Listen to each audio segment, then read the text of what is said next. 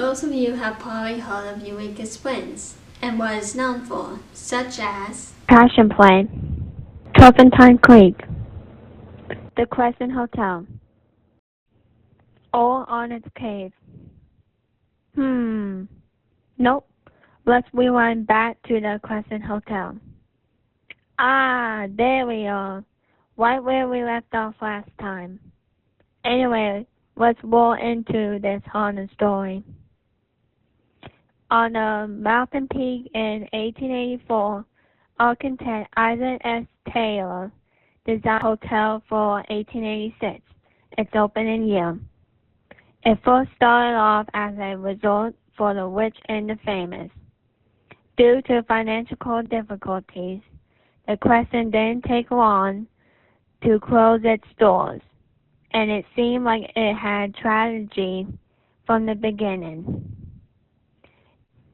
In 1885, our very first ghost, Michael, was a construction worker and was working on the top of the building until he noticed a beautiful young woman.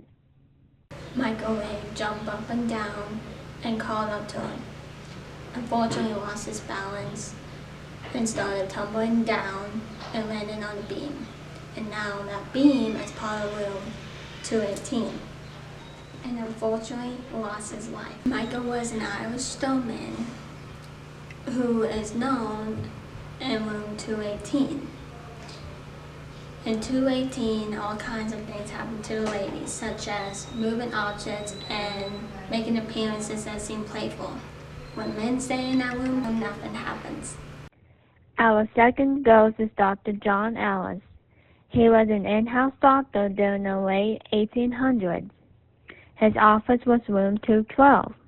People say that they can still smell his cherry tobacco wafting throughout the air. And they sometimes see him coming out of the elevator and going through his office door. The rebirth of the hotel came in 1908. It was reopened as a college and a conservatory for young women, but it closed again in 1924. Then it reopened again in 1930 as a junior college. The college only lasted for 4 years.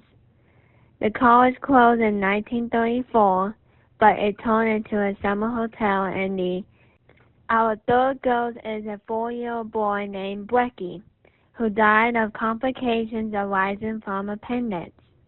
During his stay at the hotel, he is sometimes seen bouncing a ball in the hotel. Then the hotel got into the hands of Norman Baker.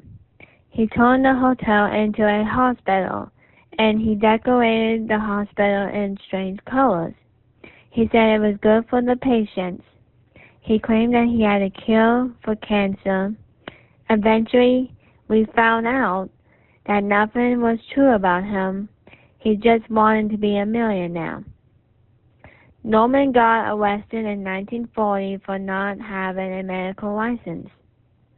The Baker Morgue is located in the basement. It is a spot where many guests have sightings. During the ghost tours, the morgue guests sometimes get fainting spells.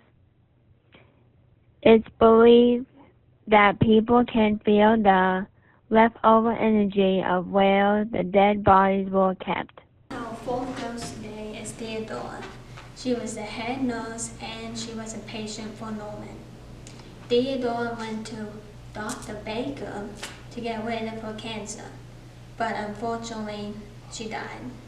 Rumors have been told that Theodora was fumbling around her purse looking for her keys at room 419. She was a very organized person, so if you move something that belongs to the hotel, she will eventually move it back where it belongs. Our fifth ghost is a 3-year-old girl. Her mama was one of Norman Baker's nurses. At the time, it was Norman Baker's hospital. The whole 4th floor was a nurse's quarters. The little girl was sitting in the chair in the hallway playing with her toys. She noticed the original banister. Since she was unattended, the little girl even went through the banister or went over the banister. She landed on the very bottom floor and lost her life. Still to this day, she might go up to you and playfully poke you in the stomach. A lady is seen pushing a gurney and waking up the hotel guests because of its squeaking wheels. The Crescent Hotel shut down in 1946 because it did not have a reliable owner. In 1967, the Crescent Hotel almost burned down nearly to the ground.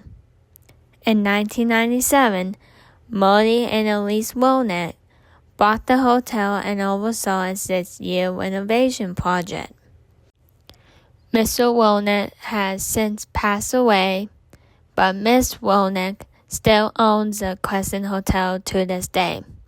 She lives in the top room that's been converted for her apartment. What? You want more? Okay, if you are brave enough, it will be one more ghost story I will tell you. So of course you may hear so many haunted stories today, especially human haunted ghost stories. But I bet you are unfamiliar with an animal ghost story. Morris, the hotel cat, who became locally famous, has been spotted on the property. He was living at the hotel for over 21 years. He was also called the manager of the hotel while he was alive. He died from old age, but guests still see him and hear his meows.